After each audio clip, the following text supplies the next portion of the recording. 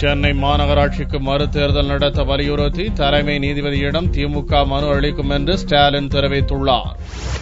சென்னை மாநகராட்சியில் உள்ள 200 வார்டுகளுக்கு 1399 இடங்களில் ஓட்டுப்பதிவு நடைபெற்றது. இதற்காக 4876 ஓட்டுப்பதிவு மையங்கள் அமைக்கப்பட்டுள்ளன. திமுகவினர் தொடர்ந்த வழக்கில் தீர்ப்பு அளித்த உயர்நீதிமன்றம் சென்னை மாநகராட்சியில் உள்ள அனைத்து ஓட்டுச்சாவடிகளும் வீடியோ மூலம் கண்காணிக்கப்பட வேண்டும் என்று உத்தரவு வழங்கியது. இந்நிலையில் சென்னை கோபாலபுரத்தில் ஓட்டளித்த திமுக பொருளாளர் ஸ்டாலின் சென்னையில் 80 முதல் 85% ஓட்டுப்பதிவு மையங்களில் வெப் கேமராக்கள் இல்லை என்றும் அதிமுகவினர் போலீஸ் துணையுடன் சில இடங்களில் பூத்களை கைப்பற்றி வருவதாகவும் இது தொடர்பாக தலைமை நீதிபதியிடம் திமுக சார்பில் முறையிடப்பட்டுள்ளது என்றும் கூறினார். சென்னை மாநகராட்சிக்கு மறுதேர்தல் நடத்த வேண்டும் என்றும் ஸ்டாலின் வலியுறுத்தினார்.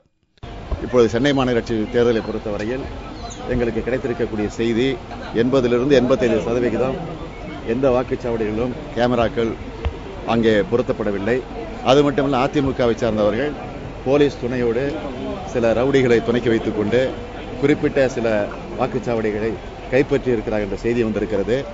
எனவே இதையெல்லாம் நாங்கள் ஒட்டுமொத்தமாக சேகரித்து எங்களுடைய வழக்கறிஞர்கள் மட்டுமல்ல, பல்வேறு கட்சிகளுடைய வழக்கறிஞர்கள் தலைமை நீதிபதியை நேரடியாக ஒரு இல்லத்திலே சந்தித்து இந்த பிரச்சனைகள் எல்லாம் குறிப்பிட்டு சொல்லியிருக்கிறார். எங்கெங்க முறையா நடக்கலையோ அங்கெல்லாம் மறுவாக்குப்பதிவு நடத்த வேண்டும் என்ற கோரிக்கையை திமுக மட்டுமல்ல எல்லா கட்சிகளும் வைத்திருக்கிறது.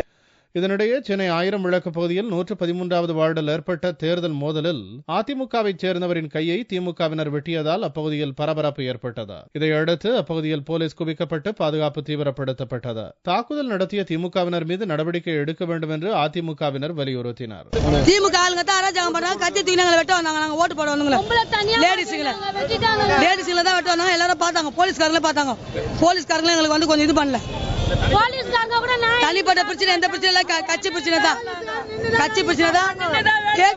வேட்பாளருக்கு மச்சின வெட்டுவேன், அவன் ஏற்கனவே வந்து ரவுடி கென்னட்டுவேன், அவன் தான் வெட்டணும். திமுகவினரால் தாக்கப்பட்ட அதிமுக உறுப்பினர் சரஸ்வதி சென்னை ராயப்பேட்டையில் உள்ள அரசு மருத்துவமனையில் சிகிச்சைக்காக சேர்க்கப்பட்டுள்ளார்.